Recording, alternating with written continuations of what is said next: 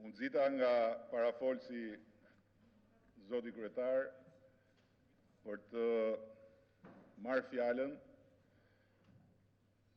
me keqardhjen e thellë që ata të cilët duhet ishin këtu tani dhe duhet thonin fjalën e tyre për atë stres sociale, cilës ja kanë marrë votën 20 vjet rresht duke bërë sikur e përfaqësojnë, i morën këtij kuvendi më shumë se një orë për të mos thënë asgjë lidhur me problemet dhe sfidat reale, qoftë në raport me të përndjekurit, qoftë në raport me pronarët, qoftë në raport me gjithë spektrin e shoqërisë sonë,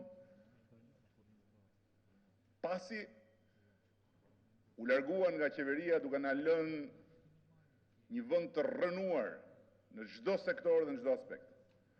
Dhe është fantastike të dëgjosh këtu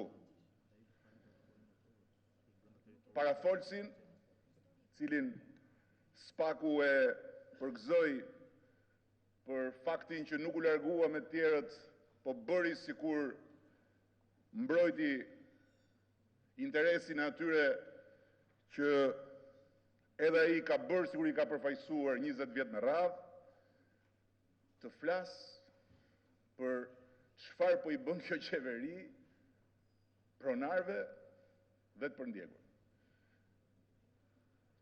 Fantastike. Kjo qeveri. Ndërkohë që ishin në qeveri 8 vjet, dhe e vetmja gjë që dëgjova këtu konkrete si ankesë është pse u largua nënkryetari i Komisionit të Kthimit të Pronave. E dini kush është personi në fjalë? Ai që si nënkryetari i Komisionit të Kthimit të Pronave doli pronar i Parkut Butrintit dhe i ishujve për rreth. Ne e dim që kemi prejardhje nga Ilirët, e dim dhe që ka një mundësi ta kemi dhe më thellë nga Pellazgët, po i vetmi që pretendon se provon që rrjedh drejt për drejt nga një familje ilire, rrjedhimisht dhe Pellazgë, është nënkryetari i Komisionit të Kthimit të Pronave. Pronari, pretendent aktual i Parkut Butrintit. I Parkut Butrintit. I vetmi pronar në botë, i vetmi pronar në botë i një amfiteatri të trashëguar nga antikiteti. I vetmi në botë që mund prodhoi se rrjedh nga antikiteti.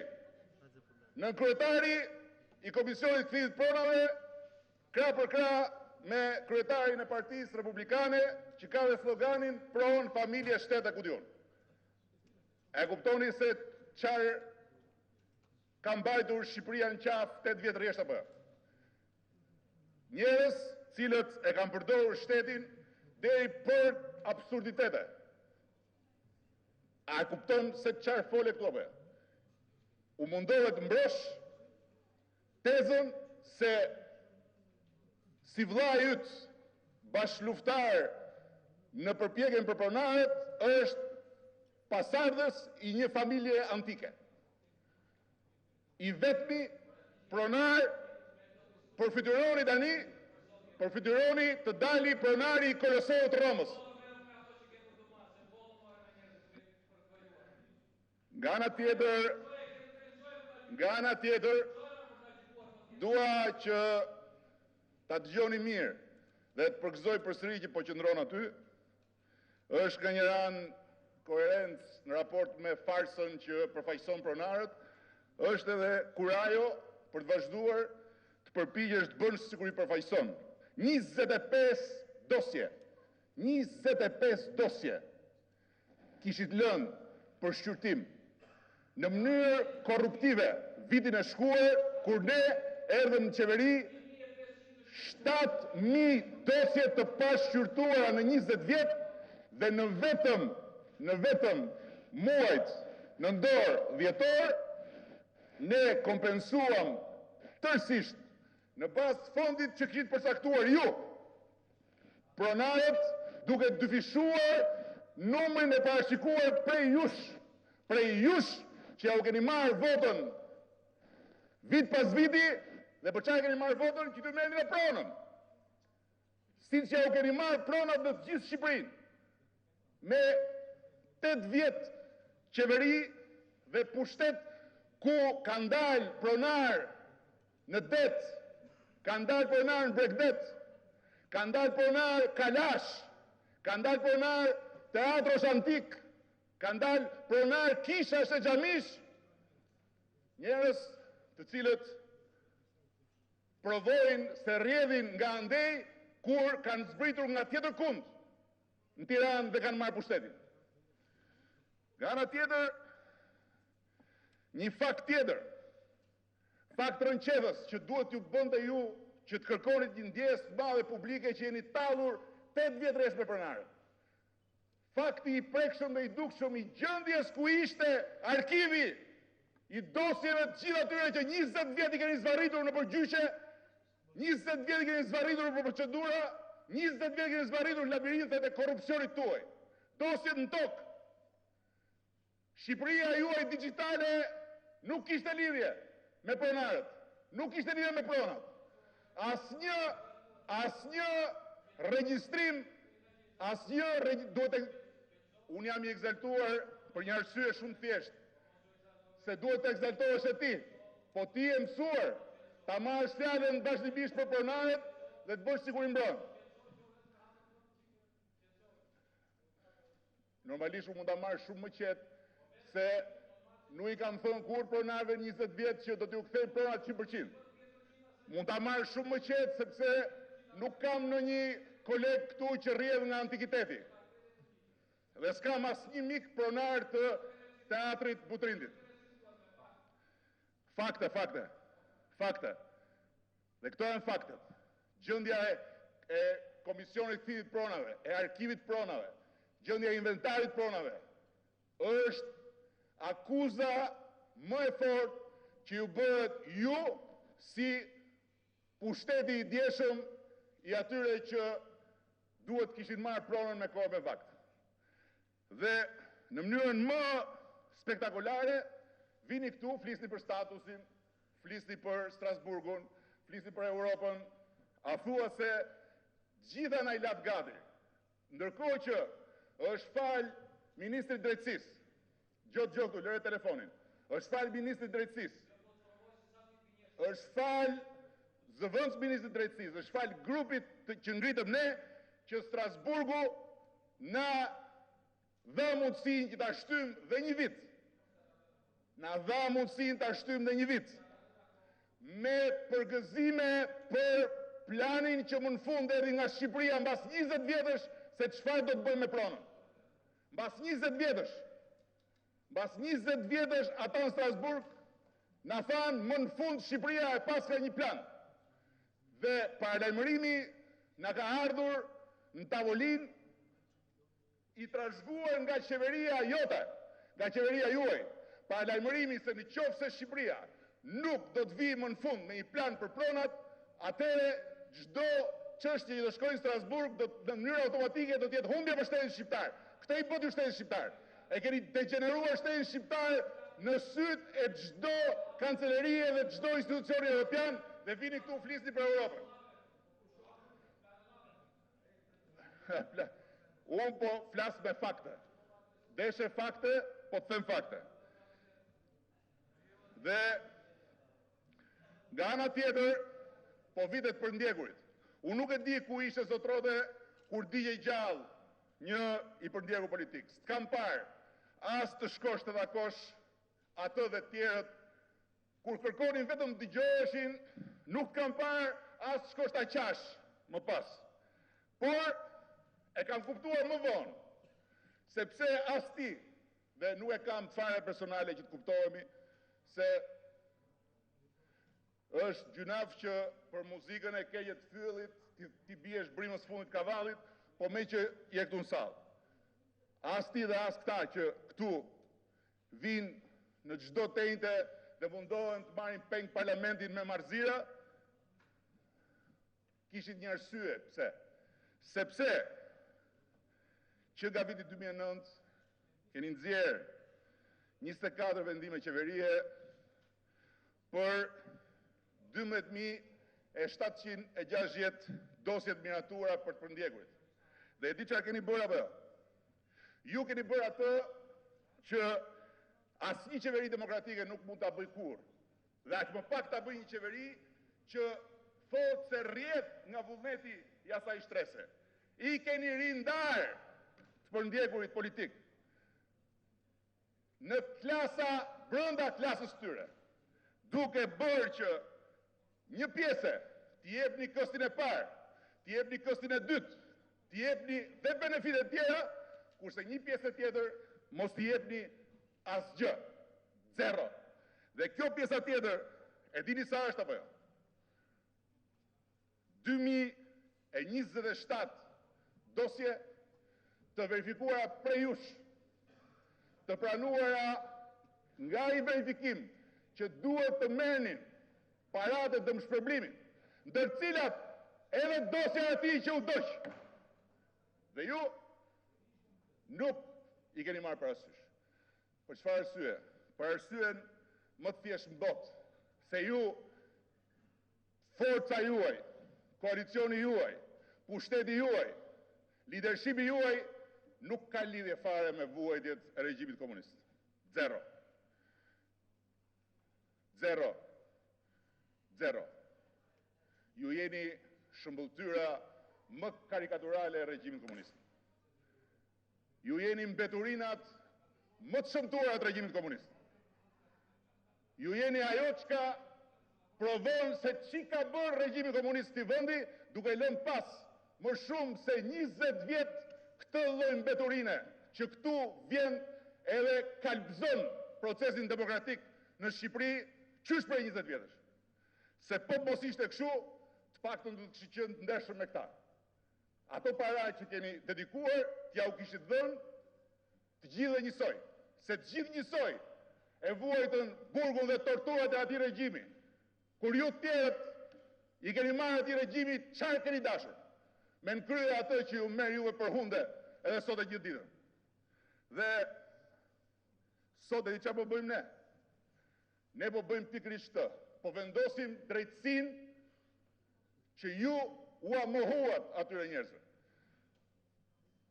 Dhe po japim eksaktësisht parat për gjithë ata që nuk kanë prekur kur një kokër legu, edhe pse i nga verifikimi juaj kanë dalë që kanë qenë për ndjekur politik. Jo nga verifikimi ynë. Do të marrin të gjithë parat.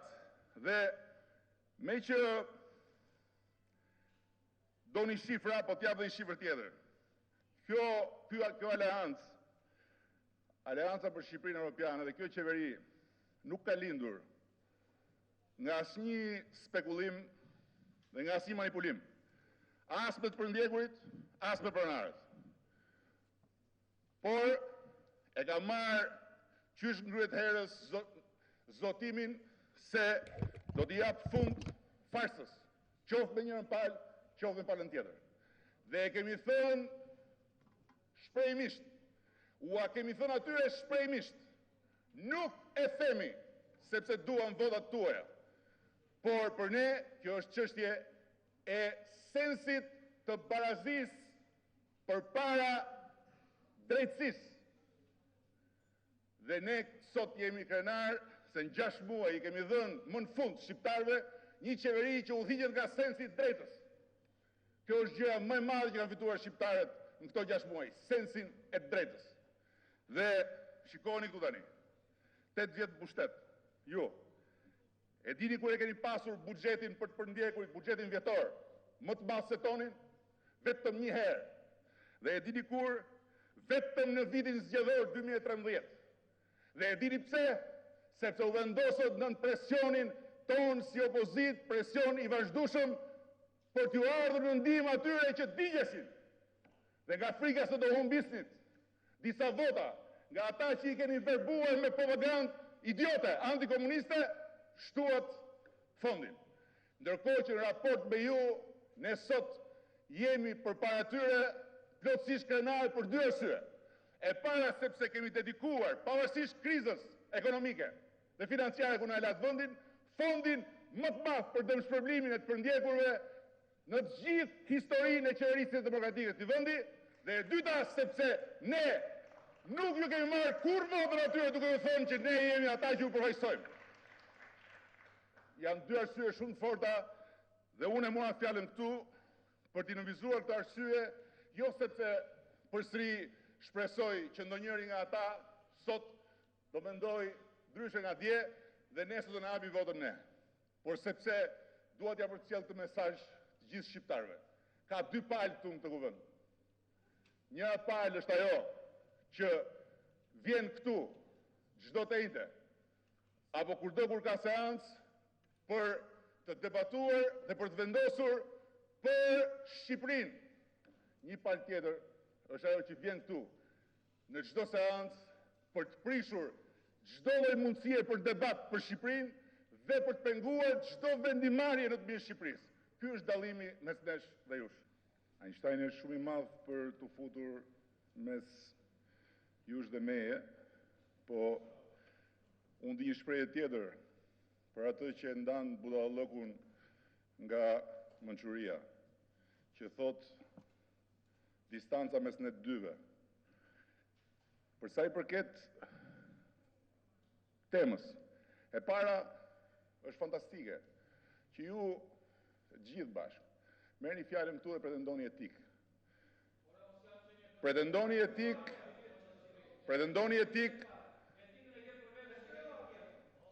Pretendoni etik dhe ankoheni se ju fyem. Unë ju sfidoj që të gjeni një fyerje në fjalët e mia, qoftë ndaj jush, qoftë ndaj opozitës në tërësi, apo të gjeni një fyerje në gjithë fjalët tona gjatë gjithë këtij ballafaqimi qyse ky parlament ka filluar punën me një shumicë 3 dhe me një opozitë 3. Jeni fantastik. Jeni fantastik sepse qyse jeni ulur në opozitë, vazhdoni të flisni sikur keni rënë nga qielli dhe sikur gjithë këto probleme me të cilat ne përballemi çdo ditë si pasojë të trashëgimisë suaj rrënuese për Shqipërinë dhe për çdo sektor e shtresë, janë krijuar në këto 6 muaj. Dhe po vi përsëri tek pronarët dhe tek përndjekurit, sepse është një temë që më tërheq jashtëzakonisht shumë. Është një temë ku kush ka sy për të parë, kush ka vesh për të dëgjuar dhe kush ka mend për të logjikuar, mund ta shohë shumë qartë gjithë hipokrizinë mbi të cilën është ngritur qoftë Partia Republikane apo qoftë edhe i gjithë pushteti i djeshëm i Partisë Demokratike. Hipokrizia e madhe e përfaqësimit të atyre që vuajtën nën regjimin komunist. Aq hipokrizi e madhe, sa që kur ju flisni për drafte ligjore që pas keni bërë, unë nuk e di se me çfarë argumenti do mbronit faktin që keni prodhuar bashkarisht me palën tjetër, kuptohet se një palë jeni, dhe nuk është fyerje kur ju them që ju jeni vrima e fundit e kavallit dhe është gjuna që të merresh me ju, po ju kemi këtu tani se këta tjerët ikën, 8 ligje, të gjitha në konflikt me njëra tjetrën. 8 ligje. 8 ligje që kur shkojmë ne në Strasburg për të fituar kohën e humbur, 20 vjet kohë të humbur, dhe për t'i dhënë garanci Strasburgut se ne kemi një plan për pronën, në nxjerrin ato ligjet tuaja. E na thonë ç'do bëni me këtë xhungël legislative. Ku një ligj ta jep, ligj tjetër ta merr, ligji 3 ta fshin, ligji 4 ta kthen, ligji 5 ta njeh, ligji 6 ta mohon, ligji 7 ta kompenson dhe ligji 8 ta nxjerr aty ku ti se pret. Dhe bën pronar njerëz që kanë vetëm një merit, lidhjet e gjakut me pushtetin tuaj, lidhjet e klanit me pushtetin tuaj, lidhjet e tribus me pushtetin tuaj dhe sigurisht edhe lidhjet e detyruara nga pushteti juaj të korrupsionit. Jeni bërë anekdota e këtij vendi. Jeni bërë parcaleta e këtij populli për gjitha ato kthime e kompensime që i keni bërë në vite duke marrë haraq për çdo pronë që keni kthyer. Dhe mbi të gjitha jeni gazi më i madh i kësaj bote me falsifikimet që keni bërë me pronat 8 vjet rresht. Dhe përfituroheni që mbas 20 vjetësh dhe 8 vjet, nga këto 20 vjet ishin 8 vitet e fundit kur folën për Shqipërinë në moshën e internetit, tani nga kjo qeveri, nga kjo aleancë, që është ashtu si thua ti, kur nuk e ka thënë pronarëve votoni për ne se ne do t'ja kthejmë 100% pronat siç ju keni thënë ju 20 vjet rresht.